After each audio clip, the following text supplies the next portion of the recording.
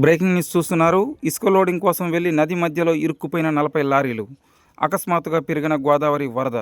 డ్రైవర్లు, మిషన్ ఆపరేటర్లు మొత్తం 55 మంది నది మధ్యలోనే ఉండిపోయారు.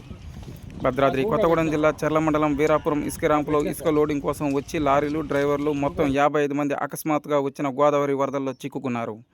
విషయం తెలుసుకున్న అధికార యంత్రాంగం తక్షణ సహాయ చర్యలను చేపట్టి 15 మంది డ్రైవర్లను సురక్షితంగా గజ ఈతగాళ్ల ద్వారా బయటికి తీసుకువచ్చారు.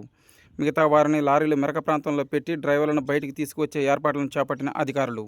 చూస్తూనే ఉండండి మరిన్ని వార్తల కోసం మన ప్రజా గొంతుక న్యూస్.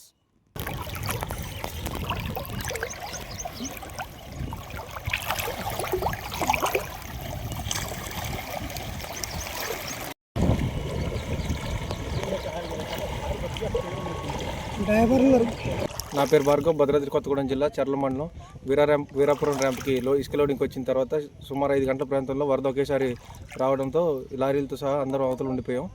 ఈ అధికారులు గజెతగాల సాయంతో మమ్మల్ని అందరినీ క్షేమంగా బయటికి తీసుకొని వచ్చారు. వీరాపురం గ్రామంలో లోడింగ్ అని ఒక 40 లారీలు లోడింగ్ అని వెళ్ళి ఆ గోదావరిలో ఇరుక్కుపోవడం జరిగింది. ఆ 40 మంది డ్రైవర్లని చాలా కష్టం మీద చాలా ఇబ్బందులు పడుకుంటూ ఈ నడకదారిగా ఇట్లా గట్టెమ్మటి చాలా లోతులో కూడా ఇబ్బంది పడి ఈ బట్టుకే ఏంటి సేఫ్టీ పెట్టుకొని జాకెట్లు వేసుకొని వాళ్ళందరినీ చాలా ఇబ్బందులతో తీసుకురావడం జరిగింది.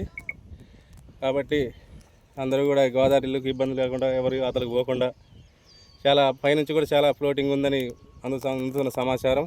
కాబట్టి అందరూ కూడా గోదావరి అవతలకు కూడా వెళ్ళకూడదని నా విజ్ఞప్తి.